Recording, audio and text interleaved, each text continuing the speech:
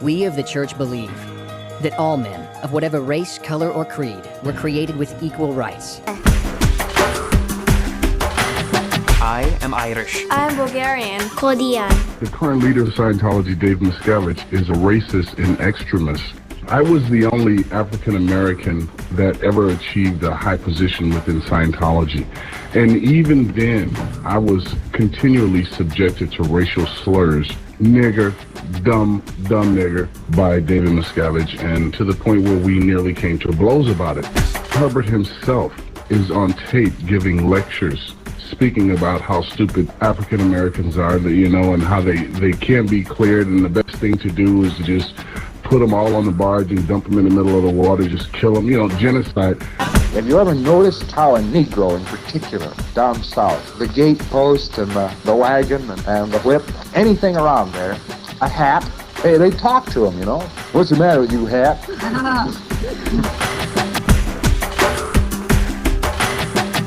I'm Chinese.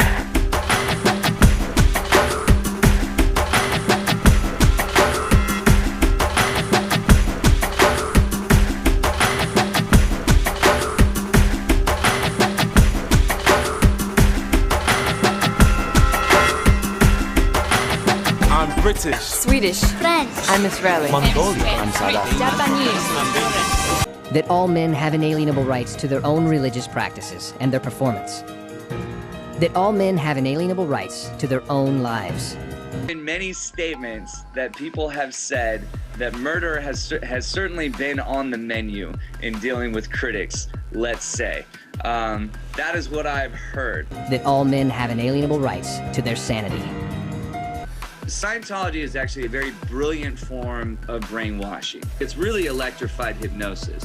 You're being guided along this hypnotic state that is causing you to regress into your past lives. That all men have inalienable rights to their own defense.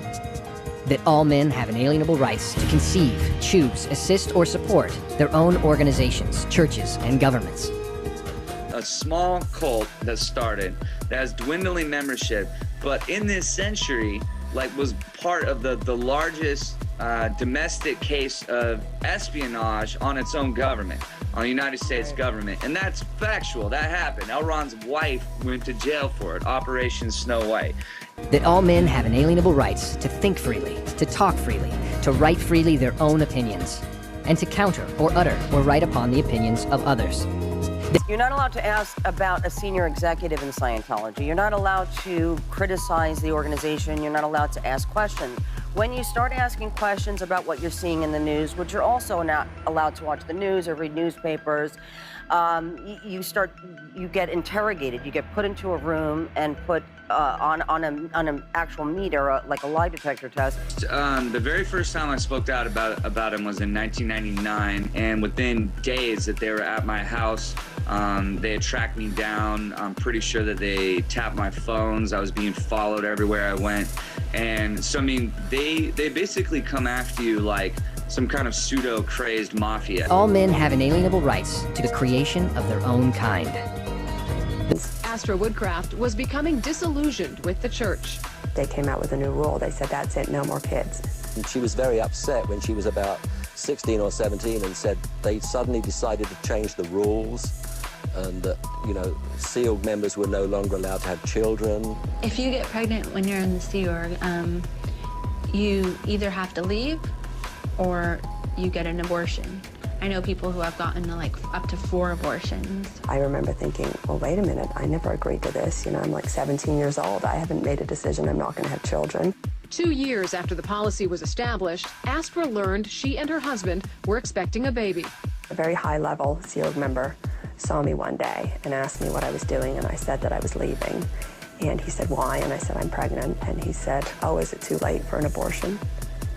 In such a callous way, I didn't even know what to say in response. We're talking about a culture where they think that what they're doing is so important that everything else isn't. Lawrence remembers the relief he felt when his daughter Astra finally decided to leave the church. I think that gradually started to seep in on her. Wait a minute, there's more to life than Scientology. That's when she just took off, just got the hell out of that rotten organization. That the souls of men have the rights of men. that the study of the mind and the healing of mentally caused ills should not be alienated from religion or condoned in non-religious fields. Scientology's got to go! Hey, hey! Ho, ho! Scientology's got to go! Hey, hey! Ho, ho! You do one Google search of the Citizens Commission on Human Rights, and the first thing you find is they're founded by the Church of Scientology. So, and that's who's here today. That's who's here today. And they've made this environment very hostile for anybody who wants to speak out against them. And I know that psychiatry is a pseudoscience. I'm not here to ask them to disappear forever or to discriminate against them. I'm here to exercise my right to denounce what they're saying, and I think they should be held accountable for the very divisive and frankly scientifically incorrect language that they bring into our university. Do you know what Adderall is? Do you know Ritalin? Do you know now that Ritalin is a street drug? Do you understand that? The difference is this was not against her will, though. Madam, but this wasn't against Brooke's will. Madam, asking you a question. I understand. There's an exhibit behind us that is called Behind Eugenics and the Holocaust. Yeah. What does that say? The general gist I'm getting is that this exhibit is trying to establish a relationship between psychiatry and the Holocaust.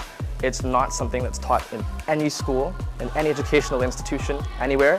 It is scientifically incorrect. It uses gore imagery of the dead corpses of victims of the Holocaust to promote their political agenda. 2 days after International Holocaust Remembrance Day, we should be remembering what happened to the Jewish people of Europe and across the world and the discrimination they face today. And we should not be allowing this kind of gore exploitation of their story to promote a conspiracy theory. You see, here's the problem. You don't know the history of psychiatry. I do. The thing that I'm saying about Brooke is that there's misinformation, okay? And she doesn't understand the history of psychiatry. She doesn't understand in the same way that you don't understand it, man. This display further stigmatizes mental illness. For someone to walk by this who may be more at risk for propaganda like this, to see messages as ostracizing and stigmatizing as this, it could put someone on the fence between staying on their meds and going off their meds and staying with their therapist and leaving their therapy sessions and not talking about it with friends and family and not getting the help that they need. Man, you're glib. You don't even know what Ritalin is. And to talk about it in a way of saying, well, isn't it okay, and being reasonable about it when you don't know, and I do.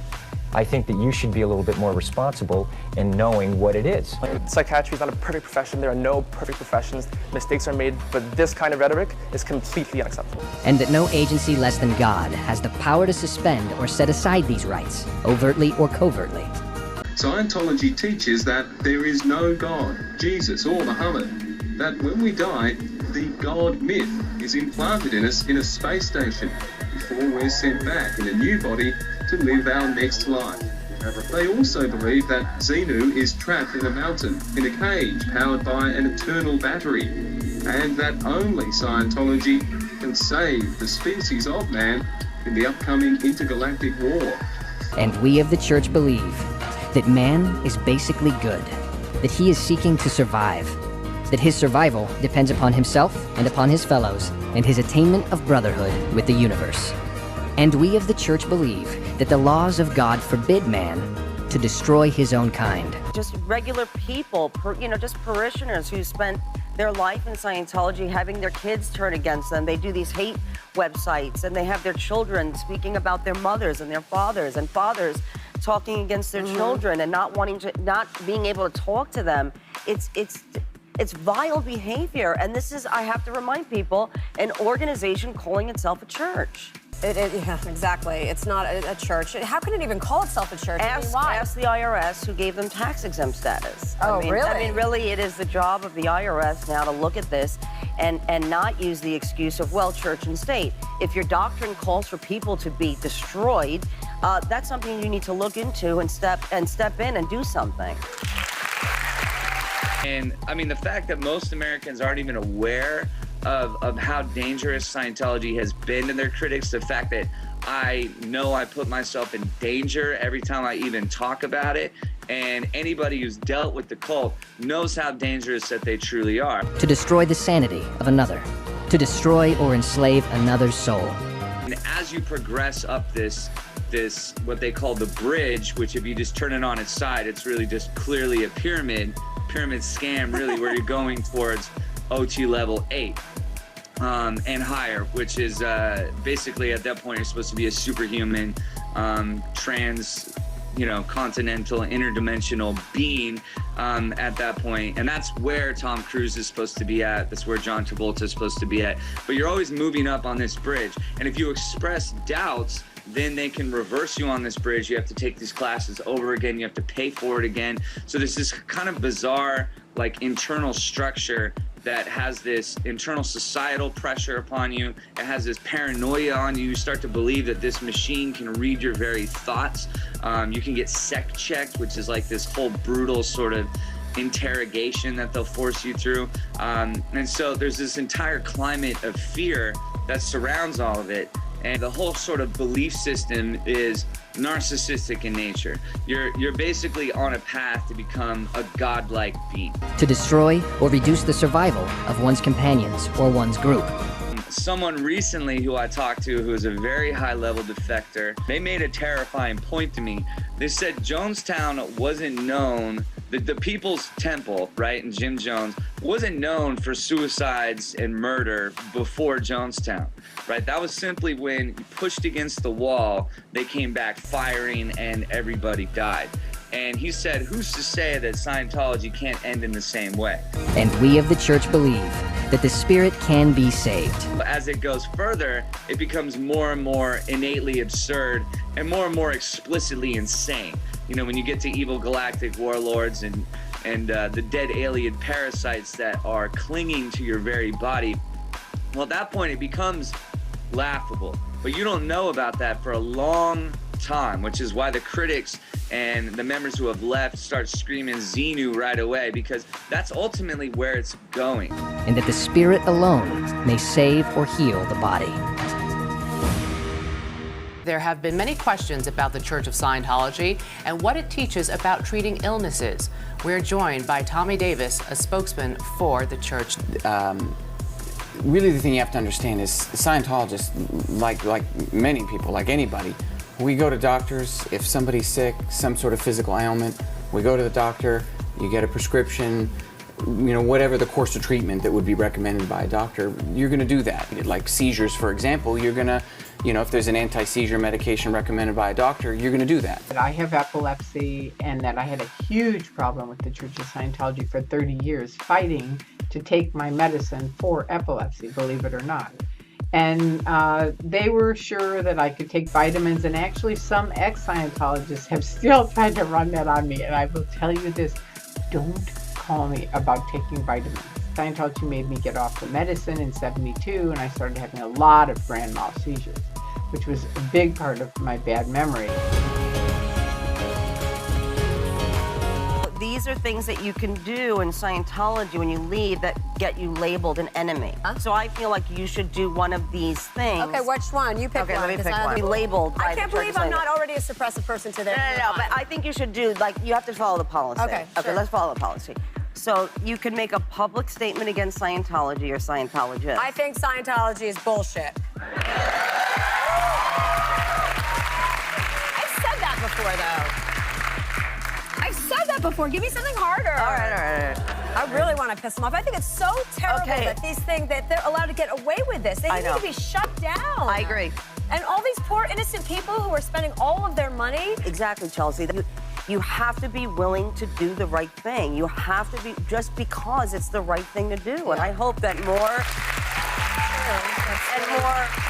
Scientologists start to look and go, I know these things are happening because it happened to me, like he was talking about healthcare. And it's not acceptable. It's like, I know these things happened. I know these people are telling the truth. They don't have any reason to come on our show and say, I've been molested. The church forced me to get an abortion that I didn't want. No, there's no fame in that. There's no fame for the church to turn around within 20 seconds, Chelsea, of them coming on our show. The church has created a hate website against them, like within seconds. Good, I look forward to reading mine. I want you to get one because it would be fun. Okay, do you want to do another one? Sure, Okay. I mean... Failure to handle or disavow and disconnect from a person guilty of suppressive acts, which I am. Which is you, so I don't know, I need to... So we can't fight anymore. Oh, we have to get along. Totally. Okay. Yeah, okay. In the name you. Friends forever.